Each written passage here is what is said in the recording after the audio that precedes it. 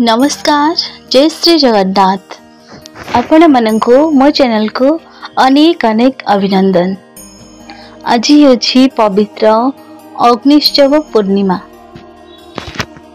अग्निश्चव बा अइखेरा पूर्णमी एक पारंपरिक ओडिया पर्व। एही दिन अग्निदेवंकर पूजा उत्सव पालित होइथाय। अग्निश्चव बा अइखेरा पूर्णमी एक पारंपरिक ओडियार गण पर्व। एही दिन आमे अग्निदेवंकर पूजा पालन करिथाउ। ओडिशा समेत भारतर अनेक राज्य रे एही उत्सव अलग अलग ढंग रे पालन करा जायथाय। एथिरे गाँ मुंडरे एक उन्मुक्त प्रांगण रे बाउस अग्नि स्थापन करा जाय। सेथिरे नड़ा कोटारे छपर करा जाय अग्निदेवंको स्थापन करा जाय। कमर शाळर शाण देहरु उद्भव अग्नि शिखा को सोलरे संग्रह करी नड़ा कोटारे प्रस्तुत अटारे साइती रखा जाय थाए।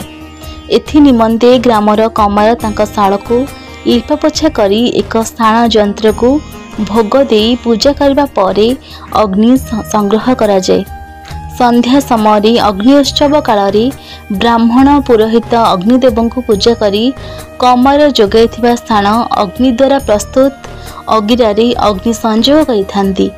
अग्नि जली उठिबा सहित नानादी भोग अग्नि रे समर्पण करा जाय। भक्त माने खोल कीर्तन करी अग्निर चतुर्पार्श्वर प्रदक्षिण करने सहित अग्नि रे आलू बैगण आदि फल निक्षेप करिथांती।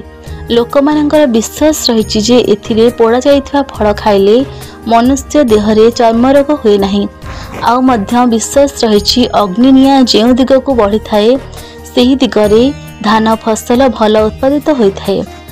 माघ पूर्णिमार एही अग्निश्चव एक कृषिभित्तिक पर्व।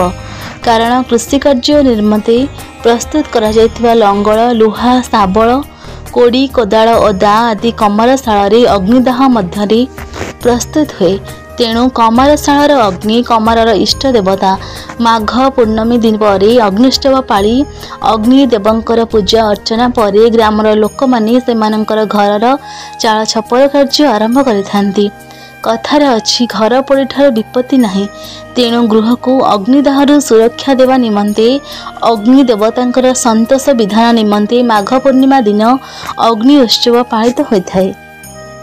सुनो ही गोपाल माने देई मन कर्ण आहुरी कथाए भाई पड़िला मो मन। अहिघरा पूर्णमी काहेकि कहंती अग्नि जलायण बाड़ी लड़ई खेलंती। आलू बैगण कंदमूल नारिकेल आनंद होइण पोड़ी खाती सकल। सर लवणी छाड़ी नंदर नंदन फल पोड़ी खाती से शंकांक गंजे संगेंग।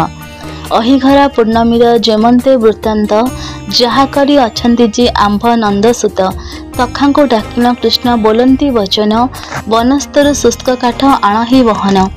सखा माने शुणी तहु आनंद होइले काठ मान आनी कृष्ण पानी जमा कले। श्रीकृष्ण बोइले सखा शुण मो वचन अहिघर मान एबे कररे बहन। शुणी करी सखा माने अग्नि लगाइले अहि गर्तमान सबु पोड़ी पकाइले। अग्नि जानी सर्प विष हरण करिलाई ननादी फल पोड़ीण खाती कन्हाई। सखा माने उपवास रहीण जे थिले कृष्ण अचेतन किछि खाइण नथिले। सखाए आनंद होई फल मान आनी अग्नि रे पकाई पोड़ी खाती पुणी। श्रीकृष्ण जानिले आउ विश्व जला नाही परीक्षा होइला एबे फल मान खाई।